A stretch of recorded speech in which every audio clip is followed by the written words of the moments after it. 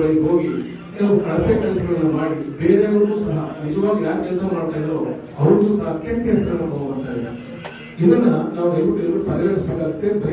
ಬಹಳ ಗಂಭೀರವಾಗಿ ಖಂಡಿತವಾಗಿ. ಯಾಕೆಂತಂದ್ರೆ ಮೊದಲು ನಾನು ಈ ವಿಷಯದಲ್ಲಿ ನಾನು ಸಹ ಒಬ್ಬ ಗಾರೆ ಕೆಲಸ ಮಾಡಿ ನಾನು ವಕೀಲ ವೃತ್ತಿಯನ್ನು ಪ್ರಾರಂಭಿಸಿದೆ.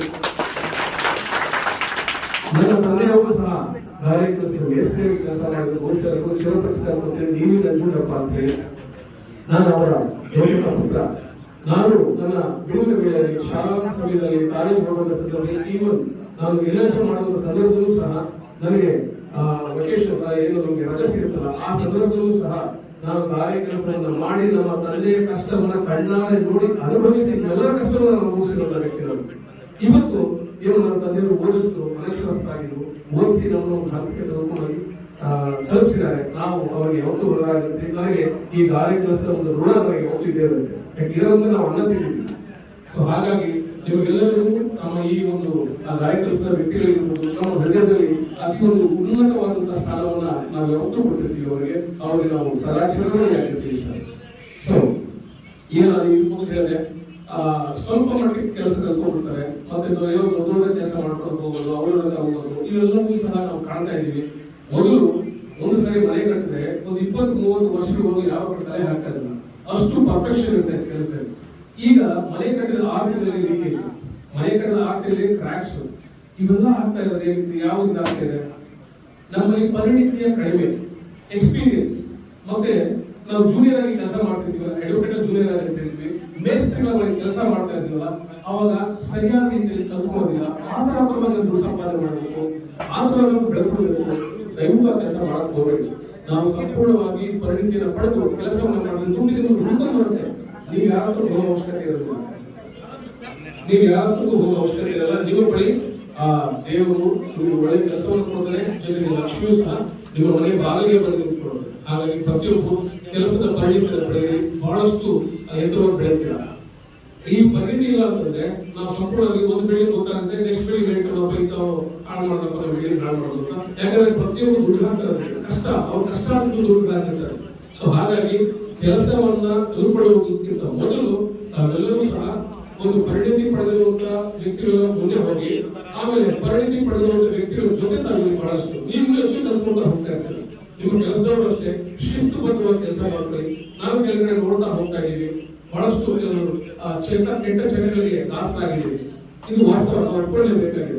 ಆದ್ರೆ ಅದರಿಂದ ಆಚೆ ಬರಬೇಕು. ಅದರಿಂದ ಆಚೆ ಬಂದು ನಾವು ಗಾರೆ ಕೆಲಸದವರು ಅಥವಾ ಏನು ಕಾಂಟ್ರಾಕ್ಟರ್ಸ್ ಏನಿದ್ದೀವಿ, ಬಿಲ್ಡಿಂಗ್ ಕಟ್ಟುವಂತ ಕಾರ್ಮಿಕರಿದ್ದೀವಿ, ನಾವು ಯಾವುದನ್ನು ಕಡಿಮೆ ಇಲ್ಲ. We are also Nobel profession. ನಂದು ನೋಬೆಲ್ ಪ್ರೊಫೆಷನ್ ಅಂತ ಗಟ್ಟಿಯಾಗಿ ಹೇಳ್ಕೊಬೇಕಾಗುತ್ತೆ.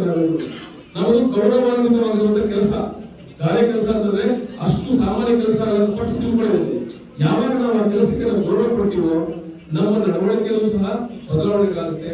ಆ ಬದಲಾವಣೆಗಳ ಮುಖಾಂತರ ನಮಗೆ ವಿಶ್ವಾಸವನ್ನು ಗಳಿಸ್ತೀವಿ. ವಿಶ್ವಾಸವನ್ನು ಗಳಿಸಿದಾಗ ಖಂಡಿತವಾಗಿ ಕೆಲಸ ನಮಗೆ ಬಹಳಷ್ಟು ಸಿಗುತ್ತೆ. ಆ ಬಹಳಷ್ಟು ಸಿಕ್ಕಿದಾಗ ನಮ್ಮ ಜೀವನವೂ ಸಹ ಬಹಳ ಆರಾಮಾಗಿರುತ್ತೆ.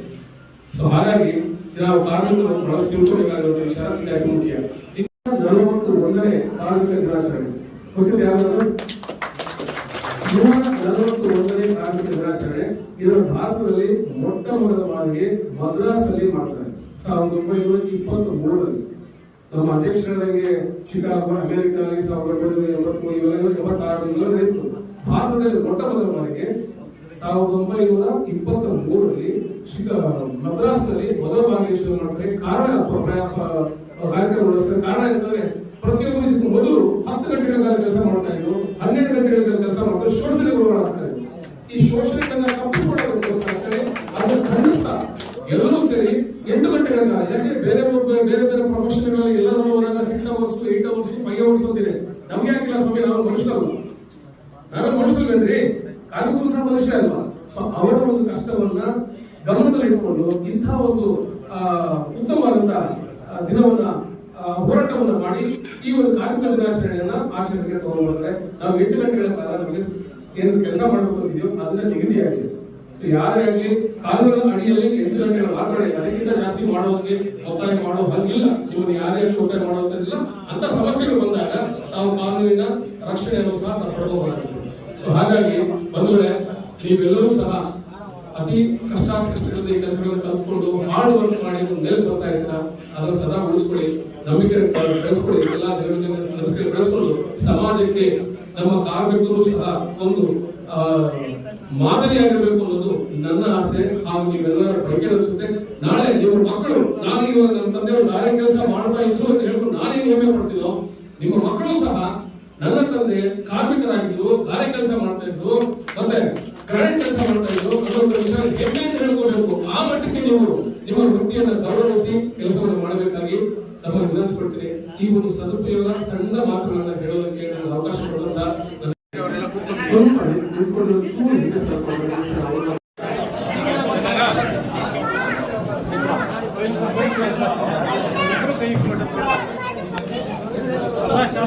ಎಲ್ಲ ದಯವಿಟ್ಟು ಕಾರ್ಮಿಕರು ಊರಿನ ವ್ಯವಸ್ಥೆಗೆ ಊಟ ಮಾಡ್ಕೊಂಡು ಹೋಗ್ಬೇಕು.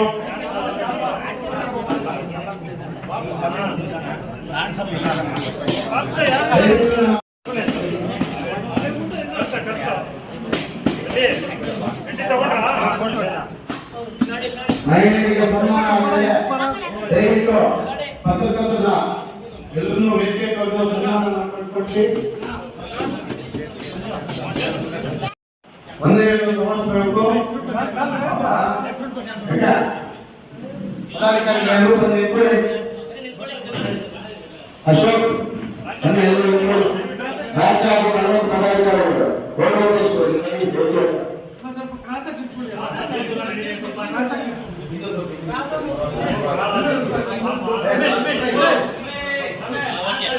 ದಯವಿಟ್ಟು ಗಲಾಟೆ ಮಾಡಬೇಡಿ. ರಾಜ್ಯಾಧ್ಯಕ್ಷರಿಗೆ ಸನ್ಮಾನ ಎಲ್ಲ ಪದಾಧಿಕಾರಿಗಳ ವತಿಯಿಂದ.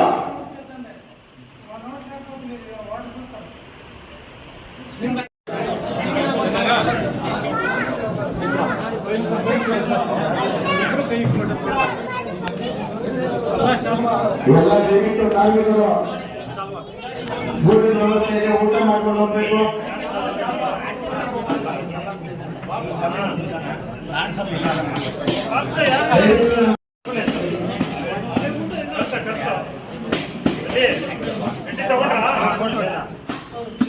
ಮಹಿಳೆಯರಿಗೆ ಸನ್ಮಾನ ಮಾಡಿದೆ. ದಯವಿಟ್ಟು ಪತ್ರಕರ್ತರ ಎಲ್ಲರನ್ನೂ ವೇದಿಕೆ ಕರೆದು ಸನ್ಮಾನ ಕೊಟ್ಟು ಒಂದ್ ನಿಮಿಷ ಬೈಕ್ ಹಿಂದ್ಗಡೆ ಇಟ್ಕೊಳ್ಳಿ. ಅವ್ರ ಯಾರು ಸೈಡ್ ಆರೆಂಜ್ ಹಾ ಇಲ್ಲಿ ಎಲ್ಲ ಇಟ್ಕಡೆ ನೋಡಿ ಇಳಿಸೋ